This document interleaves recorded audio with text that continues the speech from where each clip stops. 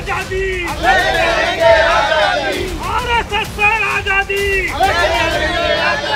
नरेंद्र मोदी से आजादी, मुर्दाबाद मुर्दाबाद मुर्दाबाद मुर्दाबाद मुर्दाबाद मुर्दाबाद मुर्दाबाद मुर्दाबाद। मध्य प्रदेश कांग्रेस कमेटी के अनुसूचित जाति विभाग ने मुख्य न्यायाधीश BR गवई पर हुए हमले के विरोध में प्रदर्शन किया। अनुसूचित जाति विभाग के प्रदेश अध्यक्ष प्रदीप अहिरवार ने कहा कि जिस तरह से देश में भारतीय जनता पार्टी और RSS की विचारधारा दलित, पिछड़े वर्ग और आदिवासियों के खिलाफ काम कर रही है, वो बेहद चिंताजनक है। उन्होंने कहा कि CJI पर जूता फेंकने की कोशिश और ग्वालियर हाईकोर्ट के वकील द्वारा बाबा साहेब अम्बेडकर के प्रति अपमानजनक शब्दों का प्रयोग इस सोच का नतीजा है।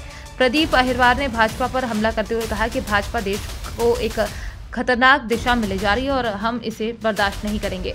देखिए, इस देश में इतिहास में, भारत के इतिहास में पहली बार CJI के ऊपर जूता फेंकने का काम हुआ और एक वकील के द्वारा जूता फेंका गया है। बाबा साहब अम्बेडकर के प्रति अमर्यादित और अपशब्द बोलने का काम ग्वालियर का एक हाईकोर्ट का वकील करता है। किस तरीके से RSS और भारतीय जनता पार्टी इस देश में जाति की कटुता फैलाने का काम कर रही है। जो संविधान हम सब लोगों को बराबरी का हक देता है, हम लोगों को एक न्याय की बात करने का एहसास कराता है, उस संविधान का खत्म करने का काम एक जीवंत उदाहरण मध्य प्रदेश के अंदर और देश के अंदर देखा गया। उसका हम लोग विरोध कर रहे हैं। किस तरीके से बाबा साहब अम्बेडकर के प्रति एक ग्वालियर का वकील, एक अदना सा वकील अपशब्द बोल रहा है। सरकार देख रही है, सरकार को हर बात का पता है और सरकार वर्गों के बीच में संघर्ष कराना चाहती है। मैं मोहन यादव जी से यह कहना चाहता हूं कि मोहन यादव जी 2 अप्रैल 2018 को वर्ग संघर्ष हुआ था, देखा था जब एट्रोसिटी एक्ट के ऊपर सुप्रीम कोर्ट ने टिप्पणी कही थी, इस देश का दलित रोड पे आ गया था। आज वो स्थिति ग्वालियर के अंदर बन रही है, लेकिन मोहन यादव जी सो रहे हैं।